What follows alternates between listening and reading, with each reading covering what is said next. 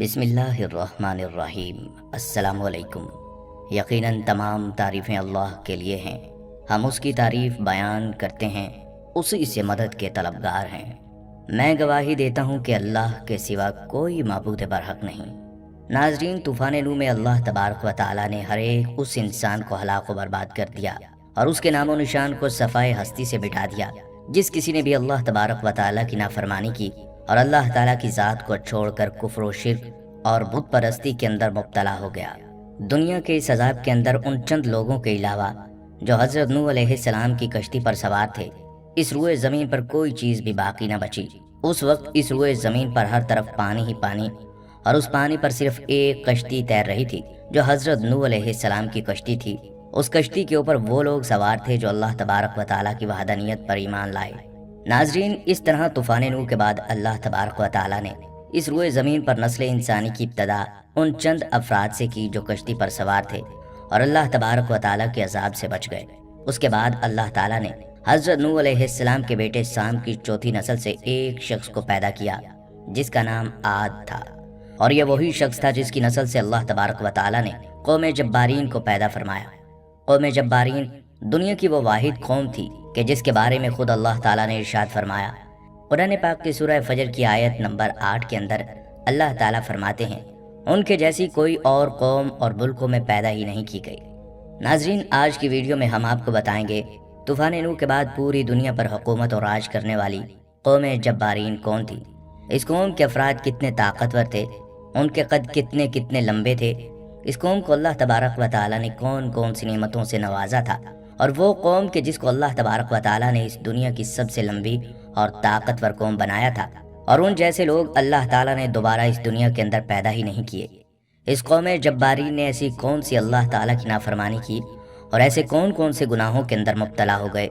جس کی وجہ سے اللہ تبارک و تعالیٰ نے اس نافرمان قوم کی پکڑ فرمائی اور دنیا کی سب سے طاقتور قوم کو دنیا کے لیے عبرت کا نشان بنا دیا، اور دنیا کے سب سے طاقتور لوگوں کی نسل کو ہمیشہ ہمیشہ کے لیے ختم کر دیا۔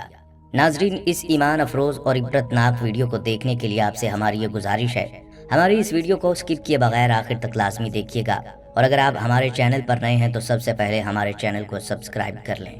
ناظرین، طوفان نوح کے بعد اللہ تبارک و تعالیٰ نے نسل انسانی کی ابتدا ایک بار پھر سے حضرت نوح علیہ السلام کی اولاد سے کی۔ حضرت نوح علیہ السلام کے بیٹے سام کی نسل سے ایک عربی شخص پیدا ہوا جو کہ دوسرے انسانوں سے بالکل مختلف تھا۔ یہ شخص دوسرے انسانوں کی نسبت بہت زیادہ طاقتور اور لمبا تھا۔ اسی شخص کی نسل میں سے اللہ تعالیٰ نے ایک ایسی قوم کو پیدا کیا جو دنیا کی سب سے پہلی سپر پاور، دنیا کی سب سے پہلی طاقتور اور دنیا کی سب سے پہلی دراز قد قوم تھی۔ ناظرین، ذرا سوچئے کہ یہ قوم کس قدر طاقتور اور دراز قد تھی کہ جس کے بارے میں اللہ تعالیٰ خود فرما رہے ہیں کہ میں نے ان کے جیسی قوم اور ملکوں میں پیدا ہی نہیں کی۔ یہ قوم ارم نامی بستی کے اندر آباد تھی، اور اس قوم کو اللہ تبارک و تعالیٰ نے ایسے فن سے نوازا تھا کہ بڑے بڑے پہاڑوں اور پتھروں کو تراش کر ان کے اندر خوبصورت محلات بنایا کرتے تھے اور انہی محلات کے اندر اپنی زندگی گزارا کرتے تھے، جیسا کہ قرآن مجید میں اللہ تعالیٰ ارشاد فرماتا ہے، اور بلند ستونوں والے۔ ناظرین، اس دور کے اندر ارم ایک ایسا خوبصورت شہر تھا کہ جس کے اندر اللہ تبارک و تعالیٰ نے ہر طرح کی خوبصورتی اور ہر طرح کی نعمت رکھی تھی۔ ہر طرف سرسبز و شاداب باغات اور طرح طرح کے بے شمار پھل اور اناج موجود تھے۔ اسی طرح اللہ تعالیٰ نے اس قوم کو بے پناہ طاقت کے ساتھ ہر طرح کی نعمت سے نوازا تھا۔ کسی دور کے اندر جو علاقہ دنیا کا حسین ترین علاقہ ہوا کرتا تھا اور جس کے علاقے کے اندر دنیا کی سب سے طاقتور قوم آباد تھی، وہ علاقہ آج ایسا صحرا بن چکا ہے کہ جس کے اندر ہر طرف ریت ہی ریت موجود ہے، اور یہ ایسا خوفناک صحرا ہے کہ آج کے دور میں کوئی بھی طاقتور شخص اس صحرا میں داخل ہونے کی جرت نہیں کر سکتا۔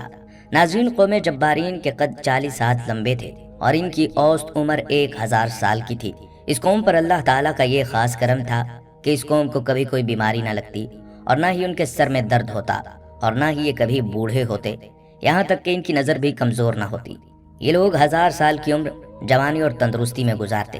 یہ لوگ اتنے طاقتور تھے کہ ان کی عورتیں ایک ہی مرتبہ حاملہ ہو جاتی، اور یہی وہ وجہ تھی کہ جس کی وجہ سے اس قوم کی نسل بہت زیادہ بڑھی، اور اسی وجہ سے اس قوم نے پوری دنیا کے اندر اپنا اثر و رسوخ پیدا کر لیا اور دنیا کی سپر پاور قوم بن گئی۔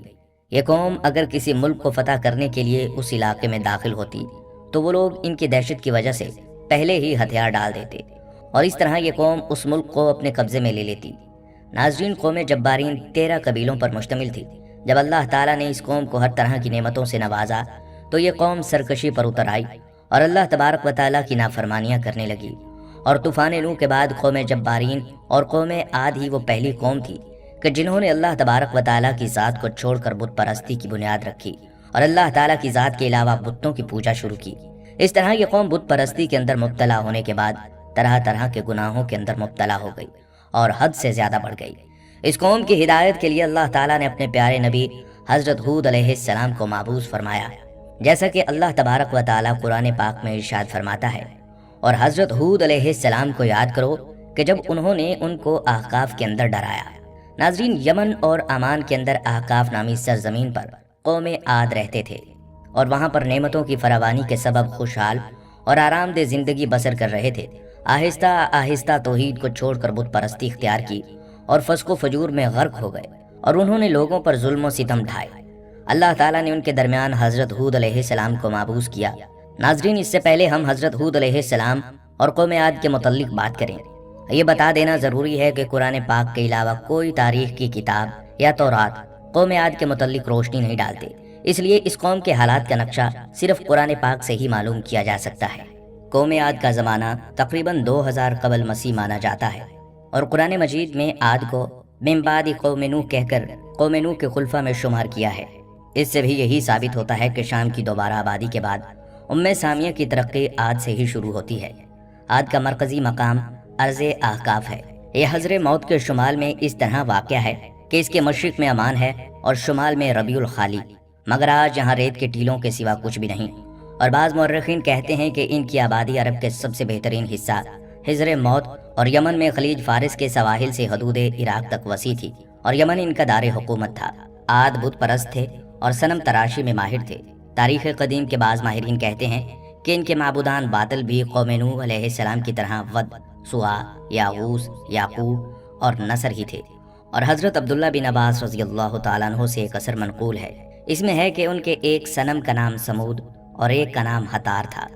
قوم عاد اپنی مملکت کی خوبصورتی اور جسمانی قوت کے غرور میں ایسے چمکے کہ انہوں نے خدائے واحد کو بالکل بھلا دیا اور اپنے ہاتھوں کے بنائے ہوئے بتوں کو اپنا معبود مان کر ہر قسم کے شیطانی اعمال بے خوف و خطر کرنے لگے۔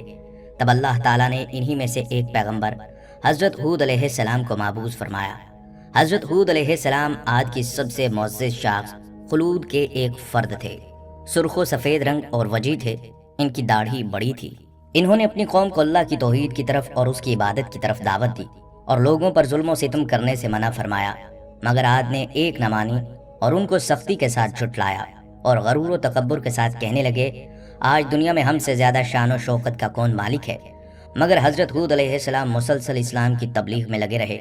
وہ اپنی قوم کو عذاب الہی سے ڈراتے اور غرور و سرکشی کے نتائج بتا کر قوم نوح کے واقعات یاد دلاتے اور کبھی ارشاد فرماتے، اے قوم، اپنی جسمانی طاقت اور حکومت کے جبروت پر گھمنڈ نہ کر، بلکہ خدا کا شکر ادا کر کہ اس نے تجھ کو یہ دولت بخشی، قوم نوح کی تباہی کے بعد تجھ کو زمین کا مالک بنایا، خوش عیشی فارغ البالی اور خوشحالی عطا کی، لہٰذا اس کی نعمتوں کو نہ بھول اور خود ساختہ بتوں کی پرستش سے باز آ جا، جو نہ تو نفع پہنچا سکتے ہیں اور نہ دکھ دے سکتے ہیں۔ زندگی اور موت، نفع اور نقصان سب ایک اللہ ہی کے ہاتھ میں ہے۔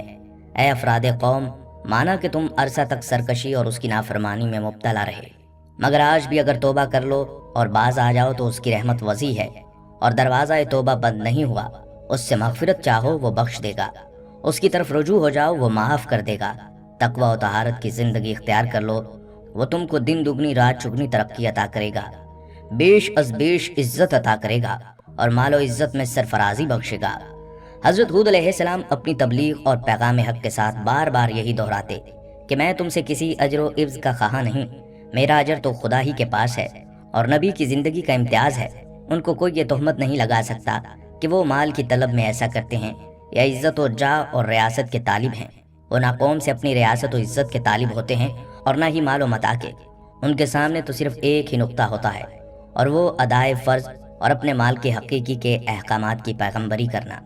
ناظرین، قوم عاد میں ایماندار تو چند ہی لوگ تھے، باقی تمام سرکش اور متمرد انسانوں کا گروہ تھا۔ ان کو حضرت ہود علیہ السلام کی یہ نصیحتیں سخت شاق گزرتی تھیں اور وہ انہیں برداشت نہیں کر سکتے تھے۔ ان کے خیال، ان کے عقائد، ان کے اعمال غرض ان کے کسی ارادہ میں بھی کوئی شخص حائل ہو، اس لیے انہوں نے یہ روش اختیار کی کہ حضرت ہود علیہ السلام کا مذاق اڑایا، ان کو بے وقوف گردانا اور ان کی معصومانہ حقانیتوں اور صداقتوں کی تمام دلائل کو جھٹلانا شروع کر دیا، اور حضرت ہود علیہ السلام سے کہنے لگے، اے ہود، تو ہمارے پاس ایک دلیل بھی نہیں لایا، اور تیرے کہنے سے ہم اپنے خداؤں کو چھوڑنے والے نہیں، اور نہ ہم تجھ پر ایمان لانے والے ہیں۔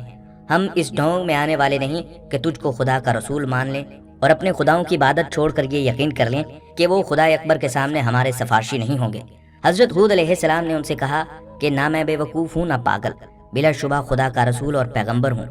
اللہ تعالیٰ اپنے بندوں کی ہدایت کے لیے بے وقوف کو منتخب نہیں کیا کرتا کہ اس کا نقصان اس کے نفع سے بڑھ جائے اور ہدایت کی جگہ گمراہی آ جائے۔ وہ اس عظیم الشان خدمت کے لیے اپنے بندوں میں سے ایسے شخص کو چنتا ہے جو ہر طرح اس کا اہل ہو اور اس خدمت حق کو بخوبی انجام دے سکے، اور اللہ خوب جاننے والا ہے کہ اپنے منصب رسالت کو کس جگہ رکھے۔ مگر قوم کی سرکشی اور مخالفت بڑھتی ہی رہی، اور ان پر آفتاب سے زیادہ روشن دلائل کا مطلق اثر نہ ہوا، اور وہ حضرت ہود علیہ السلام کی تکذیب و تضلیل کے اور زیادہ درپے ہو گئے، اور نعوذ باللہ انہیں مجنون اور خبتی کہہ کر اور زیادہ مذاق اڑانے لگے اور کہنے لگے، اے ہود، جب سے تو نے ہمارے معبودوں کو برا کہنا اور ہم کو ان کی عبادت سے باز رہنے کے لیے تلقین کرنا شروع کیا ہے، ہم دیکھتے ہیں اس وقت سے تیرا حال خراب ہو گیا ہے اور ہمارے خداؤں کی بد دعا سے تو پاگل اور مجنون ہو گیا ہے، تو اب ہم اس کے علاوہ تجھ کو اور کیا سمجھیں۔ ان کو اپنی اس گستاخانہ جرت اور تہمت سے یہ خیال ہو چلا تھا کہ اب کوئی شخص حضرت ہود علیہ السلام کی طرف دھیان نہ دے گا اور ان کی باتوں کو توجہ سے نہ سنے گا۔ حضرت ہود علیہ السلام نے یہ سب کچھ نہایت صبر کے ساتھ سنا اور پھر ان سے یوں مخاطب ہوئے، میں خدا کو اور تم سب کو گواہ بنا کر سب سے پہلے یہ اعلان کرتا ہوں کہ میں اس اعتقاد سے قطعاً بری ہوں کہ ان بتوں میں یہ قدرت ہے کہ مجھ کو یا کسی اور کو کسی بھی قسم کی برائی پہنچا سکیں۔ اس کے بعد تم کو اور تمہارے ان معبودان باطل کو چیلنج کرتا ہوں کہ اگر ان میں سے ایسی قدرت ہے تو وہ مجھ کو نقصان پہنچانے میں جلدی سے اقدام کریں۔ میں اپنے اللہ کے فضل و کرم سے صاحب عقل و خرد ہوں، فراست کا مالک ہوں اور حکمت و دانائی کا حامل ہوں۔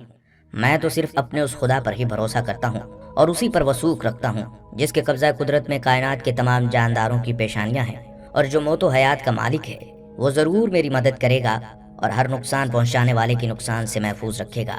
آخر حضرت ہود علیہ السلام نے ان کی مسلسل بغاوت و سرکشی کے خلاف یہ اعلان کر دیا کہ اگر قوم عاد کا یہی رویہ رہا اور حق سے روگردانی کی روش میں انہوں نے کوئی تبدیلی نہ کی اور میری نصیحتوں کو دل سے نہ سنا، تو میں اگرچہ اپنی مفروضہ خدمت کے لیے ہر وقت چست کمر اور باہمت ہوں، مگر ان کے لیے ہلاکت یقینی ہے۔ اللہ تعالیٰ ان قریب ان کو ہلاک کر دے گا اور ایک دوسری قوم کو زمین کا مالک بنا کر ان کی جگہ قائم کر دے گا، اور بلا شبہ اللہ تعالیٰ کو ذرہ برابر بھی نقصان نہیں پہنچا سکتے۔ وہ تو ہر شے پر قادر و مسلط ہے اور ہر شے کا حافظ اور نگہبان ہے، اور تمام کائنات اس کے قدرت میں مسخر ہے۔ آپ علیہ السلام نے اپنی قوم سے کہا، اے قوم، اب بھی سمجھ اور عقل و ہوش سے کام لے لو،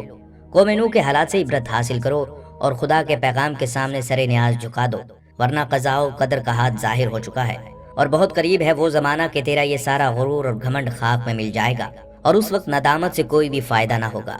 حضرت ہود علیہ السلام نے بار بار ان کو یہ باور کرایا کہ میں تمہارا دشمن نہیں ہوں، دوست ہوں، تم سے مال و دولت اور ریاست کا طالب نہیں ہوں، بلکہ تمہاری فلاح و نجات چاہتا ہوں۔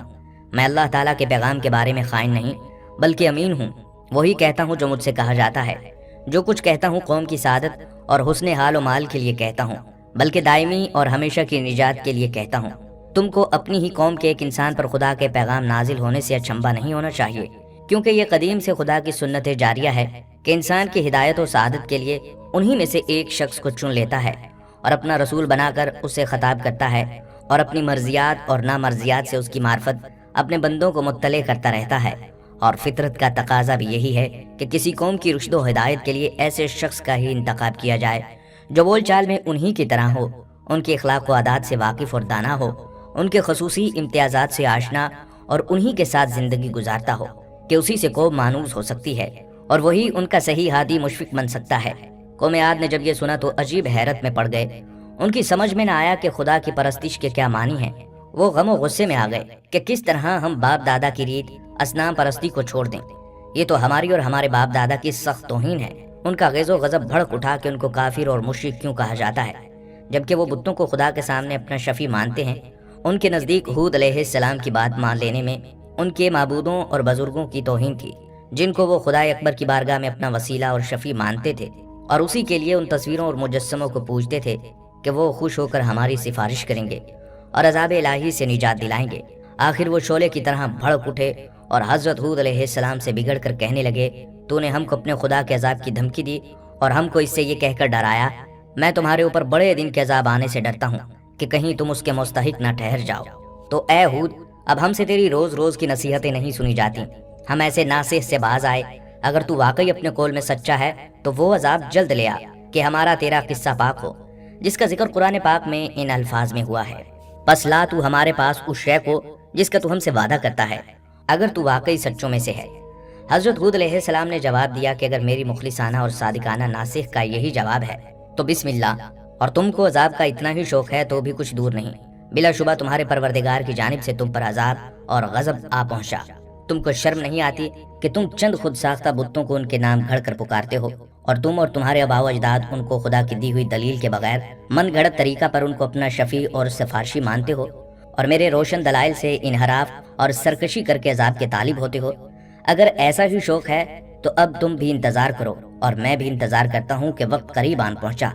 قرآن کریم میں ہے، کیا تم مجھ سے ان من گھڑت ناموں یعنی بتوں کے بارے میں جھگڑتے ہو جس کو تم نے اور تمہارے باپ داداؤں نے گھڑ لیا، جس کے متعلق تمہارے پاس خدا کی کوئی حجت نہیں آئی؟ بس اب تم عذاب الہی کا انتظار کرو، میں بھی تمہارے ساتھ اس کا انتظار کرتا ہوں۔ ناظرین، مختصراً قوم ہود کی انتہائی شرارت و بغاوت اور اپنے پیغمبر کی تعلیم سے بے پناہ بغض کی پاداش عمل اور قانون جزا کا وقت آن پہنچا اور غیرت حق حرکت میں آئی۔ جب حضرت ہود علیہ السلام کے بار بار دعوت حق دینے کے باوجود یہ قوم بت پرستی، زناکاری اور طرح طرح کی برائیوں سے باز نہ آئی، تو اس وقت حضرت ہود علیہ السلام نے اللہ تبارک و تعالیٰ کی بارگاہ میں دعا کی، یا رب العالمین، اس قوم پر اپنا دردناک عذاب نازل فرما۔ تو اللہ تبارک و تعالیٰ نے اپنے پیارے نبی حضرت ہود علیہ السلام کی دعا کو قبول کرتے ہوئے اس قوم پر اپنے عذاب کی ابتدا کی۔ چنانچہ اللہ تبارک و تعالیٰ نے بارش برسانے والے فرشتوں کو حکم دیا کہ وہ اس روئے زمین پر بارش نہ برسائیں، اور چشموں کو چلانے والے فرشتوں کو حکم دیا کہ اس روئے زمین کے سارے چشموں کو خشک کر دیا جائے۔ چنانچہ اس کے بعد اللہ تبارک و تعالیٰ کے حکم کے مطابق دیکھتے ہی دیکھتے وہ علاقہ جو کل تک سرسبز و شاداب تھا اور جس علاقے میں ہر طرف خوبصورت باغات تھے، وہ خشک ہونے لگا، اور اس قدر خشک ہو گیا کہ اس قوم کے پاس کھانے پینے کے لیے کچھ نہ تھا۔ ان کے مویشی بھوک اور پیاس کی وجہ سے مرنے لگے، اور اس قوم کے لوگ پانی کے لیے ترسنے لگے۔ اس طرح اللہ تبارک و تعالیٰ نے اس قوم پر اپنا پہلا عذاب نازل فرمایا، اور پوری قوم خشک سالی کا شکار ہو گئی، اور اس عذاب کا سلسلہ مسلسل 3 سالوں تک جاری رہا۔ جب اس قوم کی حالت اس قحط سالی کی وجہ سے غیر ہو گئی تو حضرت ہود علیہ السلام سے اپنی قوم کی یہ حالت دیکھی نہ جاتی تھی۔ اس وقت حضرت ہود علیہ السلام نے ایک بار پھر اپنی قوم کو سمجھانے کی کوشش کی کہ اب بھی وقت ہے، اللہ تعالیٰ کی وحدانیت پر ایمان لے آؤ، اللہ تعالیٰ پھر سے تمہاری رونقوں کو آباد کر دے گا اور تمہیں وسیع رزق عطا فرمائے گا۔ حضرت ہود علیہ السلام اپنی قوم سے کہنے لگے کہ اے میری قوم کے لوگوں، اپنے پالنے والے سے بخشش مانگو، بے شک اللہ تبارک و تعالیٰ تمہاری توبہ قبول کرے گا اور تمہارے لیے آسمان سے موسلا دھار بارش برسائے گا۔ لیکن اللہ تبارک و تعالیٰ کے اس عذاب کو دیکھنے کے باوجود یہ قوم اللہ تبارک و تعالیٰ کی وحدانیت پر ایمان نہ لائی اور اسی طرح اپنے کفر و شرک پر ڈٹی رہی۔ اس قوم کے بدبخت لوگ حضرت ہود علیہ السلام سے کہنے لگے کہ تم ہمارے پاس کون سی دلیل لے کر آئے ہو، اور ہم تمہارے کہنے کی وجہ سے اپنے باپ دادا کا دین کیسے چھوڑ دیں؟ بلکہ یہ سمجھتے ہیں کہ تم مجنون ہو اور ہمارے خداؤں میں سے کسی خدا نے تمہیں دیوانہ کر دیا ہے۔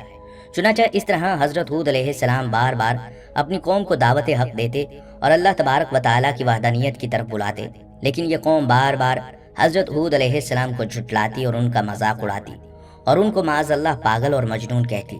جب یہ قوم اللہ تبارک و تعالیٰ کی اس عذاب سے تنگ آ گئی تو اس قوم کے دانشور لوگ ایک جگہ اکٹھے ہوئے اور اس عذاب سے چھٹکارا حاصل کرنے کے لیے تدبیریں نکالنے لگے۔ پیارے دوستو، پہلی قوموں کے اندر یہ بات مشہور تھی کہ جب بھی کسی قوم پر قحط سالی یا اللہ تبارک و تعالیٰ کا کوئی عذاب نازل ہوتا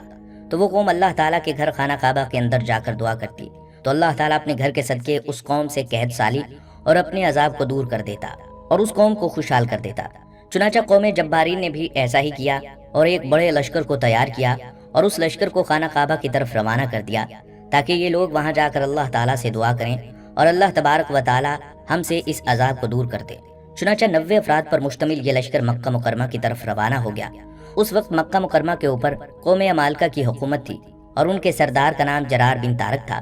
جرار بن طارق کی بیوی قوم جبارین کی نسل میں سے تھی، لہٰذا اسی وجہ سے جیسے ہی وہ لشکر مکہ مکرمہ کے اندر پہنچا تو جرار بن طارق اور ان کی بیوی نے اس لشکر کا خیر مقدم کیا اور خوب شراب و شباب کے ساتھ اس لشکر کا استقبال کیا۔ امام طبری رحمتullah علیہ بیان کرتے ہیں کہ قوم جبارین کا یہ لشکر ہے، 1 ماہ تک اسی طرح گناہوں کے اندر مبتلا رہا اور اپنے مقصد سے غافل رہا۔ اسی دوران یہ لوگ بالکل اس بات کو بھول گئے کہ ہمارے پیچھے رہ جانے والی قوم کا کیا حال ہوا ہوگا اور وہ کس حال میں ہیں۔ چنانچہ جب اس لشکر کو عیاشی کرتے ہوئے 1 مہینہ گزر گیا تو جرار بن طارق نے اپنی بیوی کے ذریعے اور گانا گانے والی عورتوں کے ذریعے ان کو ان کا بھولا ہوا مقصد یاد دلایا کہ وہ کس مقصد کے لیے یہاں پر آئے ہیں، اور وہ یہاں آ کر اپنے مقصد کو بھول بیٹھے ہیں۔ چنانچہ ان کی یاد دلانے پر اس لشکر کو ہوش آیا اور یہ لوگ فوراً مکہ معظمہ کی طرف گئے اور وہاں جا کر اللہ تبارک و تعالیٰ کی بارگاہ میں رو رو کر دعائیں کرنے لگے۔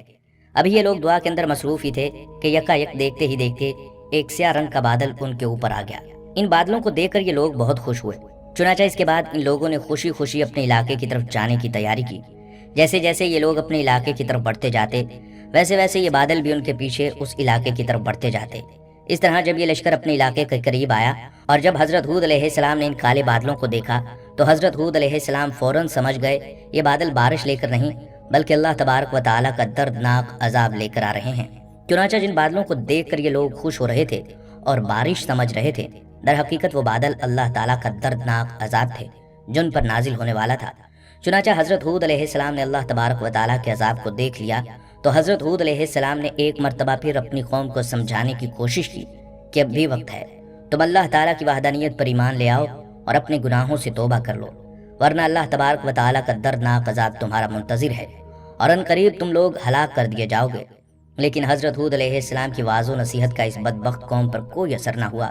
اور اسی طرح حضرت ہود علیہ السلام کو جھٹلاتے رہے اور اپنے کفر و شرک پر ڈٹے رہے۔ چنانچہ حضرت ہود علیہ السلام کی یہ بات سننے کے بعد یہ قوم اپنی سرکشی سے باز نہ آئی اور اسی طرح حضرت ہود علیہ السلام کو جھٹلاتی رہی۔ آخری بار سمجھانے کے باوجود بھی جب یہ قوم راہ حق پر نہ آئی تو اللہ تعالیٰ نے حضرت ہود علیہ السلام کو اس علاقے سے ہجرت کرنے کا حکم دیا۔ چنانچہ حضرت ہود علیہ السلام مومنین کو لے کر اس علاقے سے ہجرت کر گئے۔ جیسے ہی حضرت ہود علیہ السلام نے مومنین کے ساتھ اس علاقے سے قدم باہر رکھا تو وہ بادل مزید سیاہ ہوتے گئے اور دیکھتے ہی دیکھتے دردناک طوفان شروع ہو گیا۔ ان بادلوں کے اندر اللہ تعالیٰ کی طرف سے بھیجی ہوئی اس قدر دردناک ہوا تھی کہ جس نے اس قوم کے لوگوں کو چیونٹیوں کی طرح اٹھا کر پھینکنا شروع کر دیا، اور قوم جبارین کے وہ لوگ جو دنیا کی سب سے طاقتور قوم تھی، اس قوم کے لوگ تنکوں کی طرح ہواؤں میں اڑ رہے تھے۔ تنومند اور قوی ہیکل انسان جو اپنی جسمانی قوتوں کے گھمنڈ میں سرمست اور سرکش تھے، اس طرح بے حس و حرکت پڑے نظر آئے جس طرح آندھی سے تناور درخت بے جان ہو کر گر جاتے ہیں۔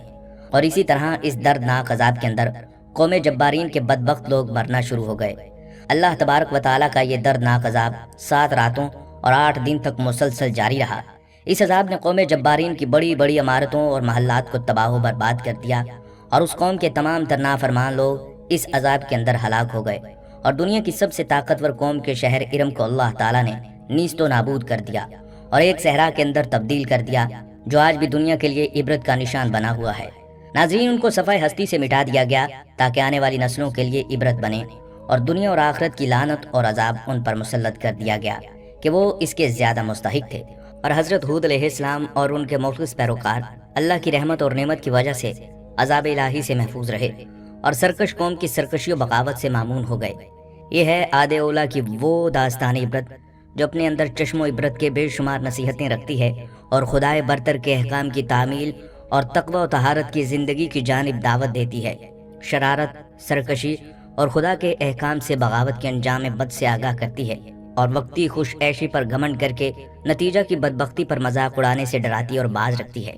غرض، حضرت ہود علیہ السلام کے اس واقعہ کا تفصیلی ذکر قرآن پاک نے جس عبرت ناک آموز طریقے پر کیا ہے، اس کو پڑھیے اور عبرت حاصل کیجیے کہ دنیا اور آخرت کی سعادت و فلاح کا یہی بہترین ذخیرہ ہے۔ ناظرین، اگر آپ تاریخ عالم پر نظر دوڑائیں تو آپ کو معلوم ہو جائے گا کہ قوموں کے زوال کا ایک ہی سبب تھا، یعنی اللہ کی نافرمانی میں مبتلا ہو جانا اور اپنے وقت کے پیغمبروں کو جھٹلانا۔ اللہ کسی قوم پر یکدم زوال نہیں کرتا اور نہ ہی اچانک ہلاک کیا کرتا ہے، بلکہ پہلے ان کے پاس اپنے بندوں کو بھیجتا ہے تاکہ وہ اس قوم کی اصلاح کر سکیں اور ان کو نصیحت کر سکیں۔ لیکن جب انہوں نے اس نصیحت کو ٹھکرایا اور اپنی منچاہی زندگی بسر کرنے لگے تو اللہ تعالیٰ نے ان کو مختلف طریقوں سے ہلاک کیا۔ ان قوموں پر جتنے بھی عذاب آئے ہیں وہ سب ان کی نافرمانیوں کی وجہ سے آئے ہیں، چاہے وہ نافرمانی کاروباری معاملات کی صورت میں ہو یا آپس میں تعلقات کی صورت میں ہو یا عبادات کی صورت میں ہو۔ اللہ تعالیٰ نے ان سے ان کی نافرمانیوں کی وجہ سے قیامت تک کے لیے آنے والی انسانیت کے لیے انہیں نشان عبرت بنایا۔ آج بھی دنیا میں کئی ایسے مقامات موجود ہیں جہاں ان کے آثار نمایاں ہیں، اور ان عذابات کا اقرار جدید سائنس بھی اپنے ریسرچ میں کر چکی ہے۔ جن باتوں کی وجہ سے وہ عذاب خداوندی کی لپیٹ میں آئے، وہی باتیں آج ہمارے معاشرے میں بھی نمایاں ہو چکی ہیں۔ جناب نبی صلی اللہ علیہ وآلہ وسلم نے اللہ سے اپنی امت کے حق میں دعا کی، اے اللہ میری قوم کو ہدایت دے اور ان کو پچھلی دیگر قوموں کے عذاب سے محفوظ فرما۔ جناب نبی کریم صلی اللہ علیہ وآلہ وسلم کی اس دعائے مبارک سے آج ہم پچھلی دیگر قوموں کی طرح عذاب سے محفوظ ہیں۔ آج کے اس معاشرے میں ہماری ان گنت معاشرتی اور کاروباری برائیوں کی وجہ سے مہنگائی کا بڑھنا، قتل و غارت کا پھیلنا، جھوٹ، غیبت، چوری، مکاری اور خود غرضی کا پھیلنا، یہ سب قرآن اور اس کے احکام سے دوری کی وجہ سے ہے۔ آج ہم نے قرآن کے احکام پر عمل کرنا چھوڑ دیا اور جناب سرور کونین صلی اللہ علیہ وآلہ وسلم کے فرامین مبارکہ کے دامن سے ہم دور ہو گئے۔ ایک وقت تھا جب مسلم قوم معاشرتی اور کاروباری معاملات میں قرآن و سنت کی روشنی میں عمل پیرا تھی اور خوشحال زندگی گزار رہی تھی، اور غیر مسلم اقوام کو ان کی خوشحالی پر رشک آتا تھا اور مسلمانوں کے تہذیب و تمدن پر فخر کیا کرتے تھے۔